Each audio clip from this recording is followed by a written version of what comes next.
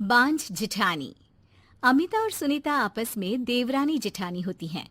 शादी के कई साल बाद भी अमिता को कोई औलाद नहीं होती, लेकिन शादी के 1 साल में ही देवरानी सुनीता को एक प्यारा सा बेटा होता है। अरे सुनीता, तू तो सीधी है। क्या सारा दिन अपने बच्चे को उस अमिता की गोद में डाली रहती है। देखती नहीं, खुद का बच्चा तो है नहीं। अरे कहीं तेरा बच्चा भी।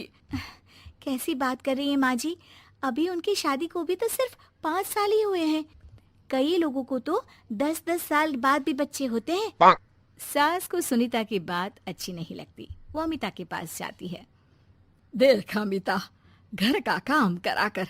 सुनीता का एक तो छोटा बच्चा, वो बेचारी घर को चिराग भी दे और सारा दिन किचन में खटती रहे, और ऊपर से तू आराम करे। दीदी, खाने में क्या बनाना है दोपहर को? मैं किचन में जा रही हूँ। अरे नहीं नहीं, मैं हूँ ना, मैं खाना बना लूंगी। अरे खाना आप बनाएंगी तो मुन्ने को कौन पकड़ेगा? अरे तू पकड़ेगी, मैं पकड़ूंगी। भाई माँ ही तो मुन्ने को पकड़ती है। तू काम करे और ये मुन्ने के नाम पर आराम। अरे नहीं नहीं माँ जी, मैं माँ हूँ माना, लेकिन अमिता दीदी का प्यार भी कम नहीं है। सारा दिन भी नहीं खिलाएंगी तो रात को नींद नहीं आएंगी इन्हें। अरे तो दूसरे की औलाद तो दूसरे की होती है ना। ला अमिता, मुन्ने को मुझे दे दे। लेकिन जैसे ही मुन्ने को सास गोद में लेना चाहती है, वो उनके पास जाने से इनकार कर देता है। अरे काला जादू कर दिया है इसने। बच्चा किसी के पास आ ही नहीं रहा है भाई। माँ, इसे काला जादू नहीं, प्यार कहते हैं, जो दीदी मुन्ने से करती हैं। अरे हाँ हाँ, हम तो दुश्मन है ना इसके, जो ये हमारे पास नहीं आ रहा है। अरे सगी दादी हूँ मैं, पूरी की पूरी कोठी इसी के नाम कर जाऊंगी। अब बोल, अब भी प्यार है क्या इससे? अमिता को सास की बात पर गुस्सा आ जाता है।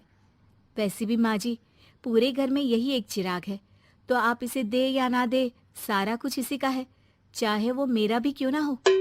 हाँ, अभी तो बड़ी जबान चल रही है, लेकिन जब घर पूरा इसके नाम होगा ना, तब पता चलेगा। अमिता और सुनीता दोनों ही मिलजुल कर रहती थी, इसलिए सास की बात का दोनों को ही बुरा ना लगता। मिलजुल कर काम करती और हंस खेल कर रहती। अरे बेटी, तेरी दोनों भाभियों ने तो मुझे साइड कर रखा है। अरे दोनों में इतनी पड़ती है कि मुझे तो डर लग रहा है, कहीं एक दिन ये दोनों मेरी बात मानने से इनकार ही ना कर दे। अरे तो खेल खेलो और दोनों को अलग कर दो, इस पे कौन सा गणित लगाना है माँ? हाँ हाँ, ये तो है, चल देख लेती हूँ मैं। अगले दिन सास धीरे से एक लाल पेन लेकर मुन्ने के बदन में लगा देती है और लोगों को बुलाकर हंगामा करती है। अरे देखो देखो, ये क्या हो रहा है मुन्ने के शरीर में। अरे ये क्या हो गया मेरे बेटे को? मैं अभी इसे लेकर डॉक्टर के पास जा रही हूँ। अरे ना दीदी, परेशान मत हो, मैं तैयार कर देती हूँ और कैब बुला लेती हूँ, बाद में ले जाइए आप इसे। अरे बेटा, तेरा है, वो क्यों ले जाएगी? वैसे भी ये डॉक्टर का नहीं, तांत्रिक का मसला है। किसी ने मुन्ने पर जादू करने की कोशिश की है, जिससे वो मुन्ने को मार ले। सुनीता ये सुनकर रोने लगती है। कौन मेरे मुन्ने को मारने की कोशिश करेगा माँ जी? नहीं नहीं, ऐसा कुछ नहीं होगा। सास अमिता की तरफ देखकर कहती है। अरे वही जिसकी खुद की औलाद ना हो। कैसी बात कर रही हैं माँ जी आप? मैं क्यों मारूंगी अपने ही बच्चे को? वो तो मेरे बेटे जैसा है। अरे बेटे जैसा है, बेटा तो नहीं है ना। वैसे भी मैंने तांत्रिक को फोन कर दिया है। थोड़ी देर में वहाँ तांत्रिक आ जाता है। भगवान भगवान भगवान भगवान, बच्चे की जान को खतरा है, खतरा है, खतरा है। इसके ऊपर किसी बांझ औरत ने काला जादू कर रखा है, रखा है, रखा है। लगता नहीं ये बच्चा कभी ठीक भी हो पाएगा, पाएगा, पाएगा।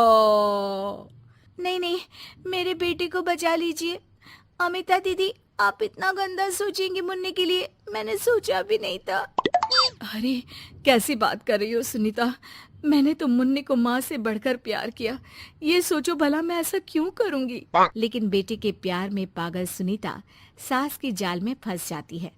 दीदी, आज से आप और मैं अलग हैं, मेरी रसोई अलग, आपकी अलग, और आज के बाद मुन्ने को छूने की क्या, देखने की भी कोशिश मत करिएगा। अमिता सुनीता को समझाने की कोशिश करती है, पर कुछ नहीं होता। अगले रोज। ला सुनीता, मैं मुन्ने को नहला कर तैयार कर देती हूँ। नहीं नहीं माँ जी, मैं नहला देती हूँ।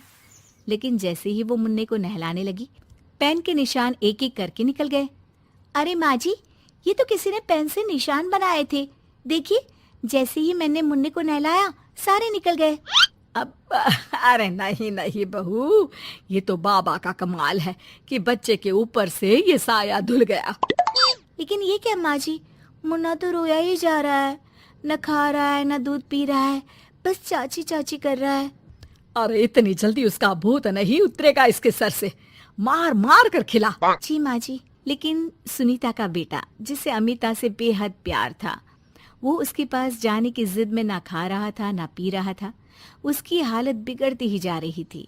हार कर एक दिन, माँ दीदी दिखाई नहीं दे रही है, क्या वो मायके चली गई है क्या? अरे क्या पता कहाँ गई, रुक बड़कू से पूछती हूँ। ए अमिता कहाँ है? माँ जल्दी पता करिए ना, दीदी कहाँ है?